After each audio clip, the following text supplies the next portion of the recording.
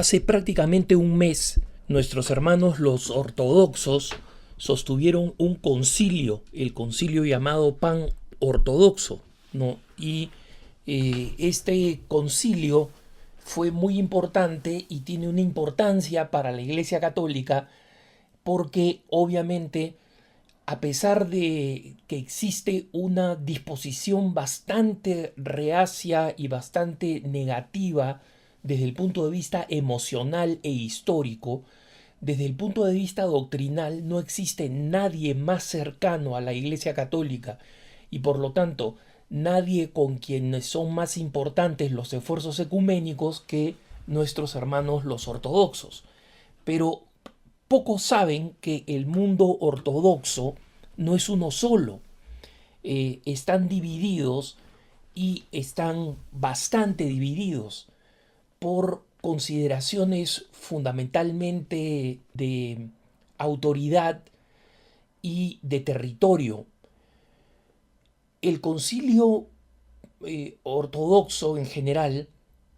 se basa en el principio de que todos aquellos que forman parte de la ortodoxia,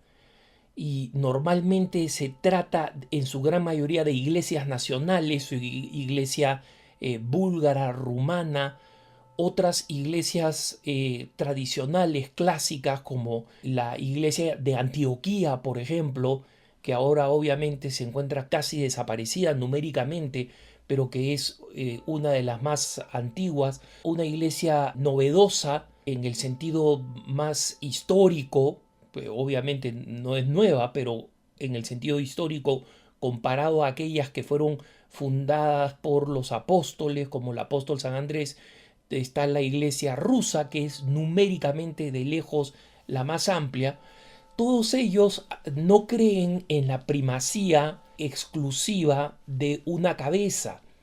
y creen que la iglesia que encabeza Pedro, es decir, la iglesia latina, es una iglesia que ha cometido algunas herejías, nosotros los católicos, pero que siguen teniendo su propio primado, sigue siendo una iglesia con su propio primado, y ese primado es el sucesor de Pedro, ¿no? Pero no creen en la primacía absoluta de un pontífice. Y esto es un problema serio desde el punto de vista organizativo, porque el concilio pan-ortodoxo ya iba a ser la primera vez que toda la iglesia ortodoxa en su conjunto se reúne en centenares y centenares de años, casi 1000 años, que no se reúnen todos, y esta reunión se realizó en la isla de Creta. Y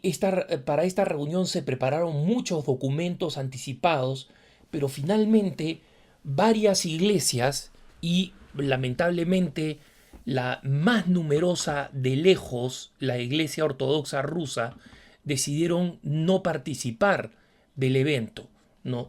La iglesia, primero la iglesia de Bulgaria, luego la iglesia de Georgia, la antiquísima y tradicional, aunque pequeña, iglesia ortodoxa de Antioquía,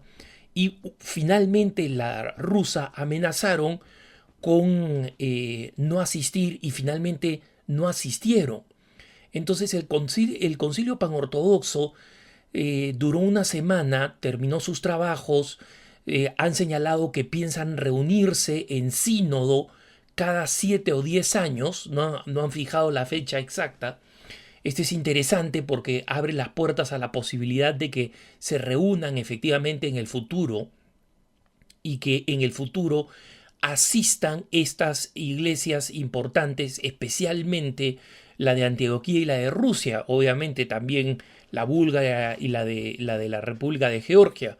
pero esta inasistencia fue preocupante, ¿no? Entonces, algunas personas a través de las redes sociales me pedían que por favor si podía comentar cuáles fueron las conclusiones del el concilio ortodoxo. Las conclusiones no fueron muy importantes, lamentablemente, ¿no? Trataron la iglesia ortodoxa, cuál es la respuesta de la iglesia ortodoxa frente a los desafíos del mundo globalizado, ¿no? La crisis humanitaria, la persecución, porque tengan en cuenta que muchos cristianos perseguidos en países islámicos son ortodoxos, ¿no? Pero los mismos observadores del concilio que han visto como cosa muy positiva, por ejemplo, la importancia de la transmisión de la fe hacia los jóvenes, no han podido discutir temas importantes de la reforma interna de las iglesias ortodoxas, ¿no? Eh, Cosas importantes sobre sus leyes, por ejemplo, las leyes internas y la jerarquía ortodoxa y quienes forman parte de la jerarquía son sumamente complejas, difíciles de mantener cuando se producen diásporas de comunidades ortodoxas. Por ejemplo, cuando deben abandonar un país completamente, comunidades ortodoxas como por ejemplo las comunidades que se encontraban en Turquía, en lo que hoy es Turquía y en la zona de Anatolia. Estas comunidades han terminado, muchas de ellas, en los Estados Unidos, en Canadá o en otros países occidentales,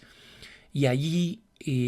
comienzan a declinar, no solamente porque como la Iglesia Católica comienzan a perder fieles a la secularidad, sino que incluso los pierden hacia el catolicismo, porque el catolicismo es considerado como una forma de practicar la fe bastante más fácil y práctica. Una comunidad ortodoxa que está centrada en una región geográfica, por ejemplo, si es que los jóvenes viajan, si tienden a ir a otros países, si alguno de ellos es un empresario global o necesita mudarse a otra zona por cuestiones de trabajo, no tiene cómo mantener su vida de fe y su vida sacramental, mientras que una iglesia católica va a encontrar prácticamente en cualquier lado, ¿no? Entonces, el documento final, llamado la encíclica,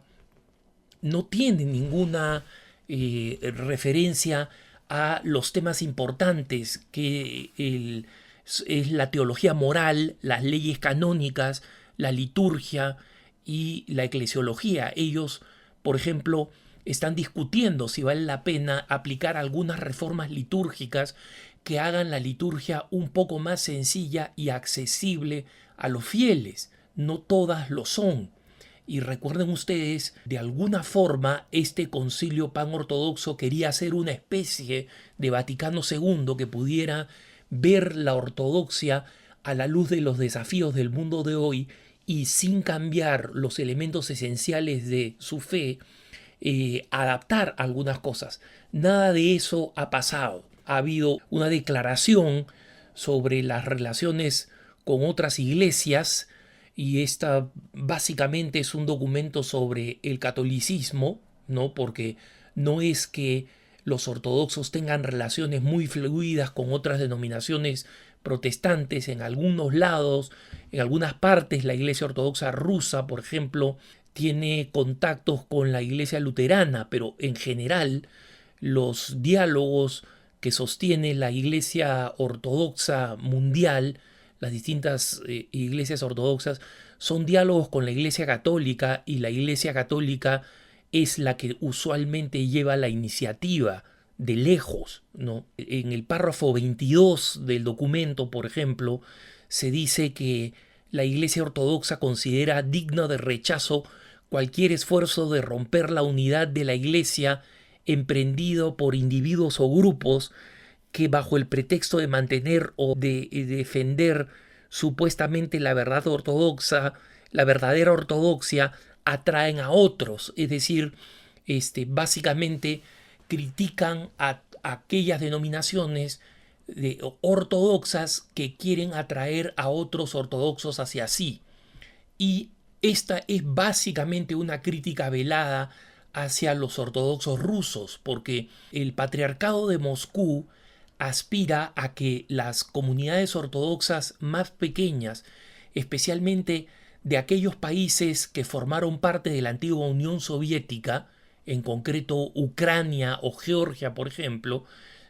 se unan bajo el patriarcado de Moscú y que el patriarcado de Moscú sea el gran unificador de todas las iglesias ortodoxas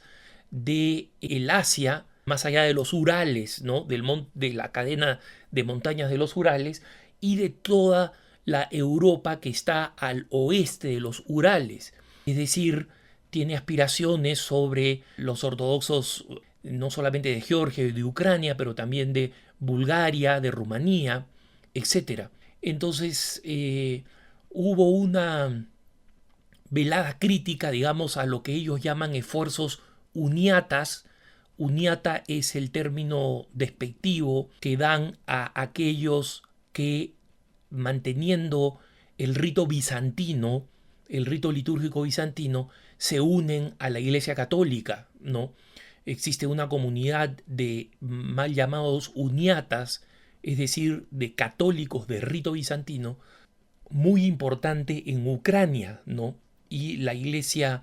Ortodoxa considera que esos ucranianos deberían abandonar la Iglesia Católica, sumarse a la Ortodoxia, y no solamente sumarse a la Ortodoxia, sino sumarse a la Ortodoxia rusa específicamente, bajo las autoridades rusas. Entonces,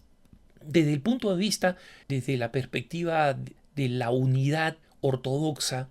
ha sido muy pobre. Ya la falta de asistencia de